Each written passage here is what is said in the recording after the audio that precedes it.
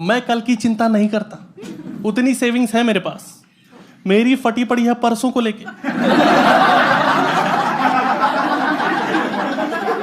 उस दिन घर में आटा कैसे आएगा। मैं कुछ अपने बारे में बताता हूँ। देखो, लोगों को जिंदगी में बहुत सारे भ्रम होते हैं, मुझे भी रहे। जैसे मेरे माँ बाप मुझ पे बहुत ज्यादा गर्व करते हैं, ऐसा मुझे लगता था। ऐसा है नहीं। वो मुझसे निराश नहीं है, वो टूट चुके हैं। मेरे पापा मुझे इंजीनियर बनाना चाहते थे, बट मेरे को आर्ट्स में इंटरेस्ट था, तो मैं आर्टिस्ट बन गया। तो कोई मेरे पापा से पूछता, गुप्ता जी आपके बच्चे करते क्या हैं? तो बोलते हैं बड़ी लड़की इंजीनियर है, छोटी अकाउंटेंट है, और लड़का आर्टिस्ट निकल गया।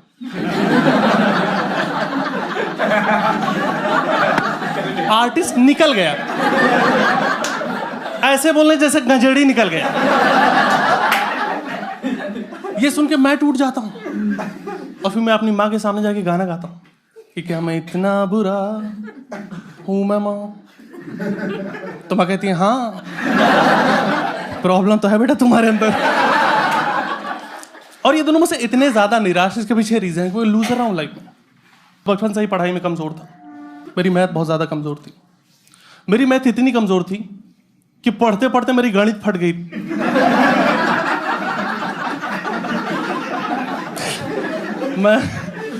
मैं स्कूल में कभी कोई प्राइज नहीं जीता। लाइक एक बार मुझे मिला था कॉन्सोलेशन प्राइज। कॉन्सोलेशन प्राइज पता है क्या होता है? फर्स्ट, सेकंड, थर्ड, उसके बाद आता है कॉन्सोलेशन प्राइज। हिंदी में से कहते हैं सांत्वना पुरस्कार। वो टीचर भी बच्चों को भीख में देता है, जब उसको लगता है इसको दो नहीं मर वरना जाए यार। ये उसकी फट गई थी यार। उसने देख लिया था मेरी आंखों में मौत का मंजर। उसने मेरे हाथ में ट्रॉफी दी और कान में को बोला, बेटा घर जाके फोन कर देना तुम यार, लटक मत जाना, तुम्हारे हालात ठीक लग नहीं रहे। अभी भी मैं लाइफ में कुछ खास कर नहीं रहा। जैसे कुछ दिन पहले मैंने अपनी जॉब छोड़ दी, क्योंकि मुझे पता चल गया था लोग मुझे निकालने वाले।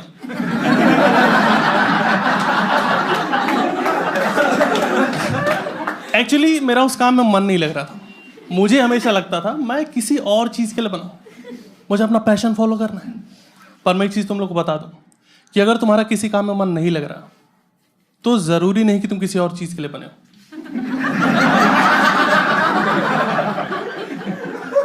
हो सकता है तुम हरामखोर हो।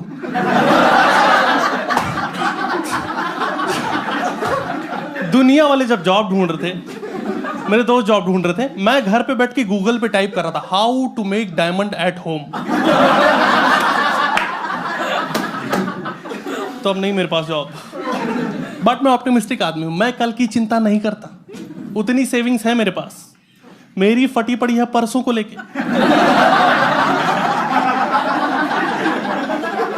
उस दिन घर में आटा कैसे आएगा। तो मैं गूगल पे टाइप कर रहा हूं how to survive without food. और देखो, जब मेरी जॉब चली गई तो मुझे अपने बारे में पता चला, लाइक अपने अंदर छुपी हुई शक्तियों के बारे में पता चला कि मैं दिन में 8 बार सो सकता हूं। मुझे पता ही नहीं था, वो बस मुझसे काम करवाए जा रहे थे। अब मुझे मिल गया है बेड, अब मैं पड़ा रहता हूं। सूरज पूरब से निकलता है और पश्चिम की ओर डूबता है, ये मैं देख रहा हूं। और मैं जाके बाहर लोगों से बता रहा हूं, दोस्त ये सिर्फ कहावत नहीं है, मैंने देखा है लाइव। मेरी बॉडी में पेन रहने लगा लेटे लेटे। तो मेरे दोस्त ने बोला, भाई ये थायराइड की सिम्टम, जाकर टेस्ट करवाओ। मैंने टेस्ट करवाया, थायराइड नहीं निकला, आलस निकला। तुम लोग को आलस आता है, मेरे पास आके रुक गया है। शाम को 6 बजे मेरी आंख खुलती है, मैं उठ के चौंक जाता हूं, फक शाम हो गई, फिर सोना पड़ जाएगा। मैं सो जाता हूं। बट देखो, इससे एक नुकसान ये हो गया, पड़े रहोगे बॉडी में फैट आ जाएगा, और यही हुआ, मैं मोटा हो गया और मोटा होता जा रहा हूं। पहले नहीं था। एक तो मैं पढ़ा हूं, दूसरा रीजन ये भी मैं खाता बहुत हूं। मुझे खाते खाते भूख लग जाती।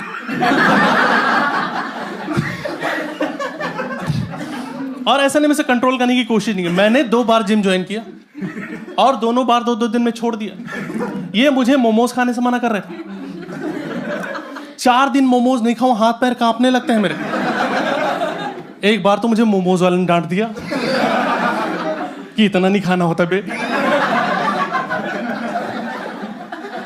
मोमोज वाला मुझे मोमोज वाले नुकसान के बारे में बता रहा है कि पेट में जम जाता है। और देखो जब भी आप जिम जाते हो ना, तो जो ट्रेनर होता है वो लोगों को मोटिवेट करने के लिए उन्हें गालियां देता है कि तुमसे होगा ही नहीं, तुम्हारे बस कहीं नहीं पुशअप्स करना, क्या करने आ गए तुम। तो लोग एफर्ट मारते हैं, मैं बस मान जाता हूं। इसने 4 साल से जिम खोल रखा है, झूठ थोड़ी बोल रहा होगा यार, थोड़ा तो रिस्पेक्ट कर लो। मैं बहुत टूट गया था, मैं मंदिर चला गया और भगवान की मूर्ति के सामने जो जो चिल्लाने लगा कि तू कैसा भगवान है, तू आदमी को बिना दौड़ा 10 किलो कम नहीं कर सकता। तो पुजारी मुझे थप्पड़ मार दिया, बोला कुत्ते तेरे को वेट कम करना है और तू गणेश जी के मंदिर आया।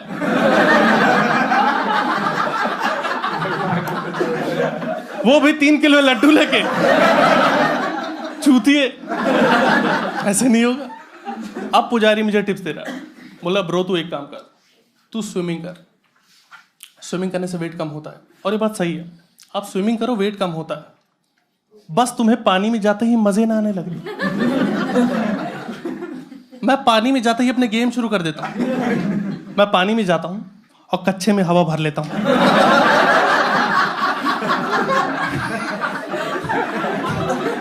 और बाजू वाले बोलो ब्रो देख कछुआ। देख, अरे कहां जा रहा, देख गायब हो गया, देख देख फिर आ गया, देख।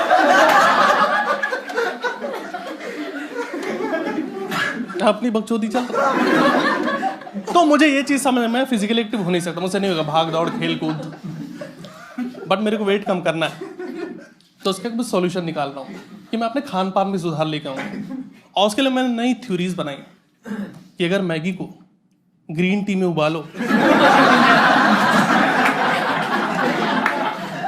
तो फैट तो काट ही देगा वो।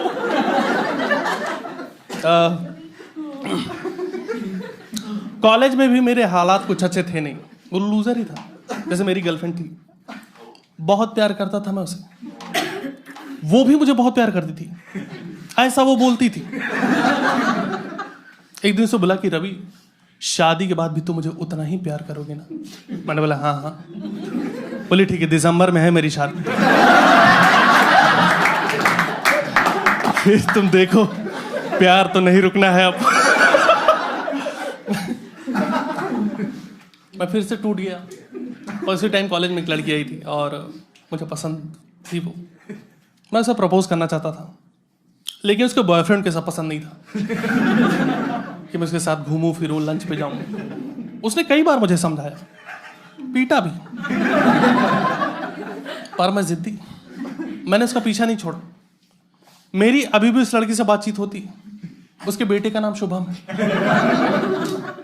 कल ही मैंने उसे क्यूट बेबी कॉन्टेस्ट में जिताया। तो अब जाके मेरी लाइफ में धीरे धीरे फंडे क्लियर होने लगे कि मेरी लाइफ में लड़कियां आनी है नहीं। Now I am very optimistic for negative things.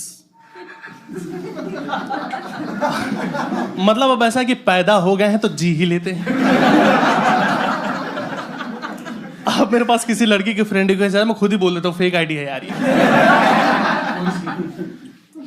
Customer कैसे मेरे पास फोन है, हेलो मैं वोडाफोन से सुमन बोल रही हूँ कि क्या मदद कर सकती। मैंने बोला सुमन वो सब छोड़ो, पहले बता तुमने खाना खाया।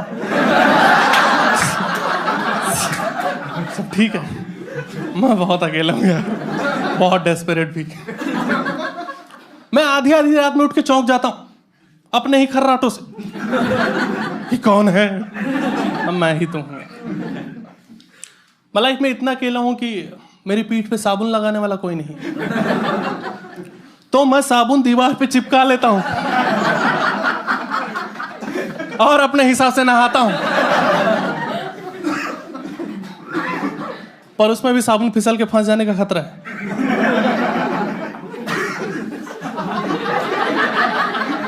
कुछ लोगों को समझ आ गया। कुछ लोग रात में समझेगा ओहो क्या ही बोल गया वो हरामजादा।